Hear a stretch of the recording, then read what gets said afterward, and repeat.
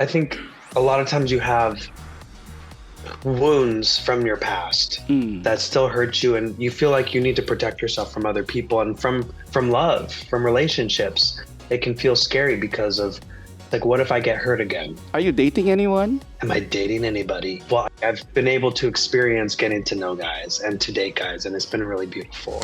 Today on the podcast, we are going international. Our guest is a singer who has captured the hearts of fans all over the world. Kasama na tayong mga Pilipino. And after 5 years since his last concert here in the Philippines, he's back to serenade us once again with his hits like Crush, A Little Too Not Over You, Touch My Hand, and his latest single, Rather Be Lonely. Welcome to the podcast, Mr. David Archuleta. It's nice to see you again, David. Thank you. Good to see you, Nelson. I think since 2008, every time you come home, I would always go back, go to the airport and meet you and interview you there. Oh my gosh, at the airport. At the airport. That's right. Oh my goodness. How have you been since the last time?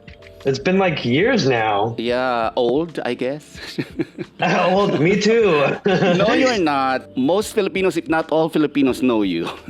Well, thank you. I love my Filipinos, and I'm so excited to be coming back. It's been since before the pandemic, so I think five or 6 years now. I know. And I want to know, David, how Filipino are you? Like, that's quote and unquote, how Filipino is David Archuleta? Because you love coming back here, and there must have been really good experiences here that you like coming back to.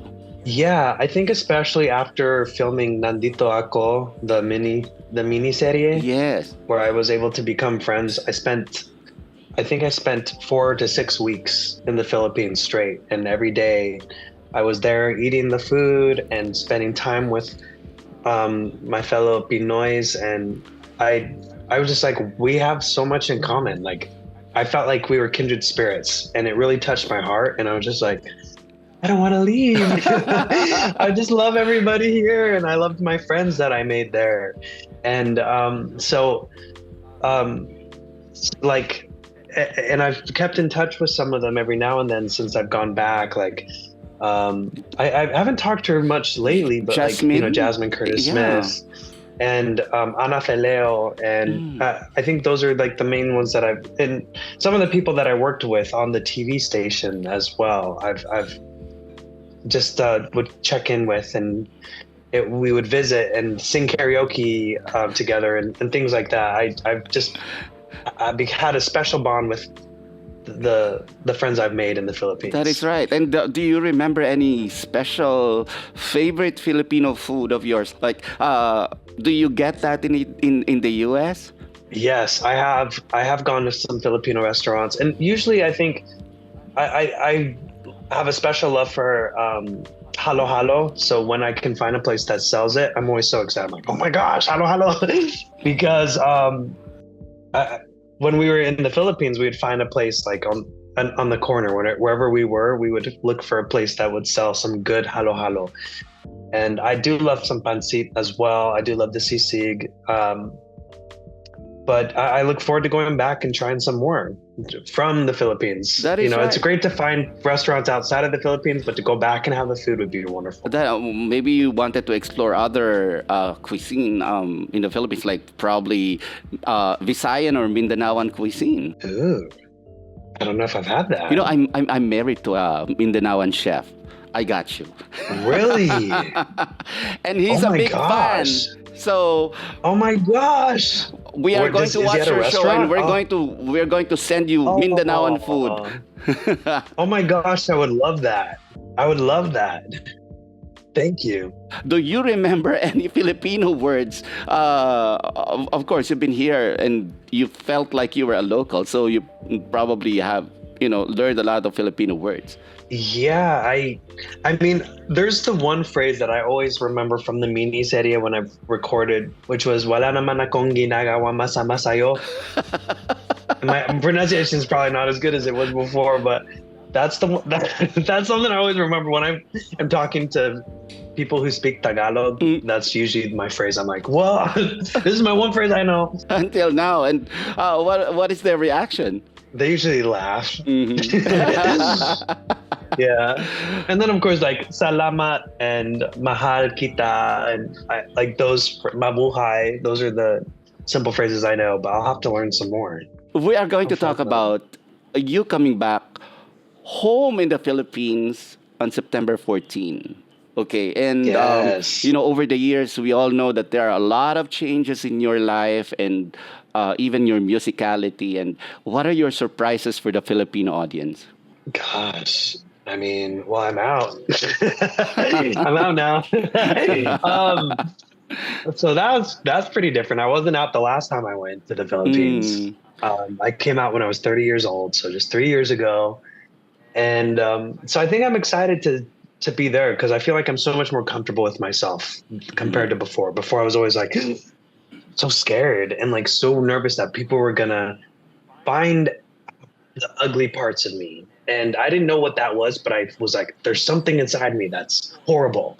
And I think I was always afraid of being a queer person, being gay, being out, and or I say queer because it's like I don't think the LGBTQ plus community is not always 100%.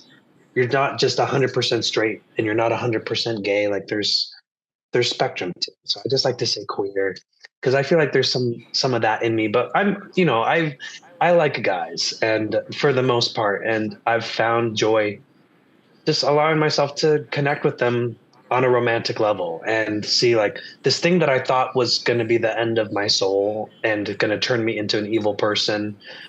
If anything, it's like, wow, like this is how I've always been. And I'm just finally accepting it and I'm not afraid of it anymore. And I can love myself and I can love other people more fully now because I thought I have to change this about me if I can ever receive love. And it made me hate myself so much.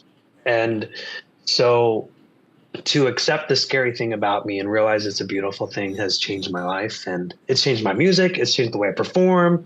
And so I can't wait to bring this new, like David 2.0 into the show on September 14th. That is right. Since we are already talking about you coming out. Okay, a lot of people, well, including myself, experienced that so many eons ago. But we all know that you lost a lot of people in the process, but you gained a lot of new ones. How is that for you?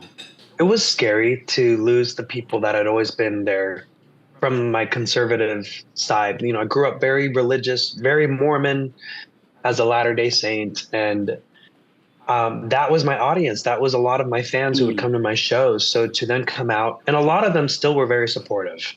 But a lot of them at the same time were very disappointed because they don't understand what it means. They think you're making a choice.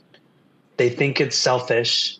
And they don't understand that people who are queer, especially when they grow up in a conservative religious background that is not supportive of that and not accepting, they do everything they can to try and not be queer. And so it's like they think you're just making this decision suddenly to be selfish. And it's like, you know what? If anything, I've done everything I can to try and be straight.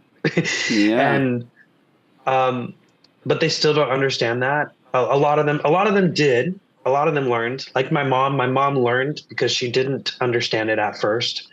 She thought the right thing to do was to say, I don't accept this about you. And I feel like a lot of people feel like that. So a lot of people have had to learn. And in the process, like you said, it's been amazing to be so well received by the LGBTQIA plus community, and to see that there's so many other people who have gone through the same thing as me, who have helped by them being themselves, have made it easier for people like me to come out and to be myself. And I hope to just keep passing it along because we've made so much progress. The work is not done. There's still pushback a lot of times with culture and society, with incorrect assumptions that are made about our community. And I just hope to prove it wrong, just to say like, you know what, well, there's not much different between us. We just, who I love happens to be the same sex as me. True. But we want all the same things. We want someone to watch TV with, and to go out and watch a movie and eat lunch, go work out together, ask how you're doing, make dreams and goals together, support each other in your hobbies, your work, your aspirations, and just to be a team together. I think it's our biological upmake happens to bring us together, and it may look different because of we happen to both be guys, but aside from that, everything else is the same thing. And I'm about to ask you a really very Filipino question, and everybody would ask you this when when you come here. Yeah. Probably beat them to the punch. Are you dating anyone? Am I dating anybody? Well, I don't talk about my dating life. I've always kept that on the private side. But as I've mentioned, like I've been able to experience getting to know guys and to date guys, and it's been really beautiful. So, but maybe there'll be a day someday in the future where I'll feel confident enough about the relationship I find myself in and to share more. But for now, I do, like I said, I keep that private. So. That is right. I respect that, but good enough. Okay, you. But I wish you love. I wish you love. I've been married Thank 5 you. years. Oh, congratulations! I wish you love. That's all I can say. But okay. You have a really very intriguing song for me. Like the title of the song is "Rather Be Lonely," and a lot of people would say I would rather not be lonely. But here comes David saying, I'd rather be lonely. Tell me something about this song. Yeah, I think a lot of times you have wounds from your past that still hurt you, and you feel like you need to protect yourself from other people and from love, from relationships. It can feel scary because of like, what if I get hurt again? And so in that sense, it's like sometimes these bad ways of thinking, even if you're with someone who's very caring and loving and supportive, you still have work on yourself that it's like, I don't think I'm ready to receive this. And I found myself in that situation where it's like, even though this is a beautiful person and they want to support me and love me and be there for me, I'm not ready to receive that. It brings triggers too much in me. I don't know what that is, and I need to have some more work to understand why I get triggered from intimacy and being close to someone, and building a relationship with them. And I don't, the song says, I don't know why I keep doing this, but like I feel like I need to end this. Because intimacy is scary. Now, why is it scary? I don't know. So let me go to therapy. Let me go talk to my family. Let me go talk to friends to understand why I feel this way, because I don't think I'm supposed to. But at the same time, like I feel like for now I'd rather be lonely, because relationship just brings so much anxiety to me. Brings me to the question, is that your real state of mind, or you just wrote it because, out of, releasing past hurtful experiences? I would say it's from a combination. I wrote the song last year, and I released it this year. So everything I write, I feel everything I've released over the last 10 years has come from real experiences. I think the next songs that I'll be writing are more, I'm playing around more, like I'm having more fun, and it's like, maybe it's based off of a true story, but not all of it's true, just to play around more as like a creator and an artist and a performer. But yeah, there's always a truth to my songs, even if it's 50%. Or 100%. We'll see. Rather be lonely I would say is 100% though. Wow, that is a sad song. But a lot of Filipinos gravitate towards. I'm in a better place now. Let's talk about your American Idol journey, and we all know that you did not come out as the big winner, but over the years you have proven that you actually are a winner. How has it affected you? I think it gave me the confidence that I needed. I was not a very confident person, and seriously, I had to go through all of that to realize oh, maybe I can do this. And maybe the work I put into what I do can make me feel good and fulfilled and make other people feel good. So it helped me realize that if I keep working hard, even when I feel like I want to give up, if I keep going, I can see amazing things happen. Because a lot of times on that show, I wanted to give up. I wanted to give up every week. There was one week where I was like, I want to run away and hide because this is way too much. This is way more than I thought this is more than I can handle. This is the hardest thing I've ever done in my life. I didn't realize a singing competition. I thought you just come and sing a song. It was so much more than that. And I was just like, I can't handle this. But I kept pushing myself. I had support from my family, from my friends, and from the other contestants. And I was like, you know what? I may want to give up, but let's see if I can last one more week. And I kept lasting one more week up until the very end. So I just applied that even after the show. It's like, I don't think I can do this, but let me see if I can just do one more show or one more song release, one more album. And I just kept going since then. And now I'm just like, I want to keep going. I want to keep giving my best. I feel like my best is yet to come. I feel like I'm just getting into my groove. Even though I'm like 16 years into my career, I'm just getting into my groove. So I'm like, okay, let's just keep working. I'm applying the work ethic I've learned over the last 16 years. And recently you had a guesting with American Idol, and it was very emotional for you. How was that for you? Because It was. it was. When we were watching it, it was like very emotional for the audience too. Oh, yeah. It was my first time going back on American Idol, performing as an out queer person. As yourself. As myself. Yeah. It was scary. I was just like, I know this audience is more conservative. And I know a lot of people watching the show do not understand LGBTQ plus people. And they think it's like that. They have all these ideas. So I was very scared to appear as myself. But at the same time, I was like, you know what? But this has always been me. So I'd rather them get to know the real me rather than still love this idea of what they think David is, because I thought that's what I was supposed to be for everybody. And it felt amazing. It just felt like freedom.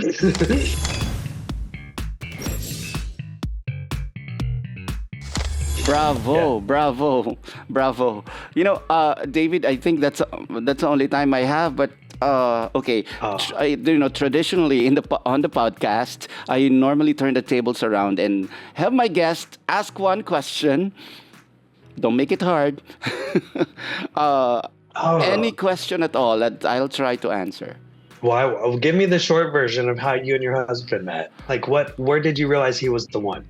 When did you realize he was the one? Well, we started out as friends, and there was a time that we were definitely in the friend zone, and it's a long distance relationship. That's why I don't like it, because he's in Abu Dhabi, and he moved back to the Philippines for me, and that kind of like I must be something in there. So I tried it.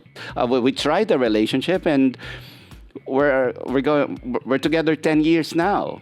We've been married 5 years, and we've been together 10 years. And a lot of things have happened. A lot of things have changed. But one thing is for sure, we're still friends until this very day. We fight as friends. We have friends time, and we're always alone together. It's like we feel like we're alone, but we're together. We shut ourselves out from the world, and we have that small bubble that only friends can understand. Oh, that's wonderful. And I wish that's that for you too. Thanks for sharing that, Nelson. Thank you. Thank you so much. And he's a big that. fan. I was telling him yesterday, I'm going to interview David Archuleta. Oh my God. He goes like, oh my God. Like, seriously? Like. Oh. That's cute. Well, please tell him hello for me. I look forward to meeting him and trying his food. Oh, yeah. We will definitely. And I look forward to seeing you again. David, thank you very much. Maraming salamat. Maraming salamat din sa'yo. Take care. Good to talk to you, Nelson.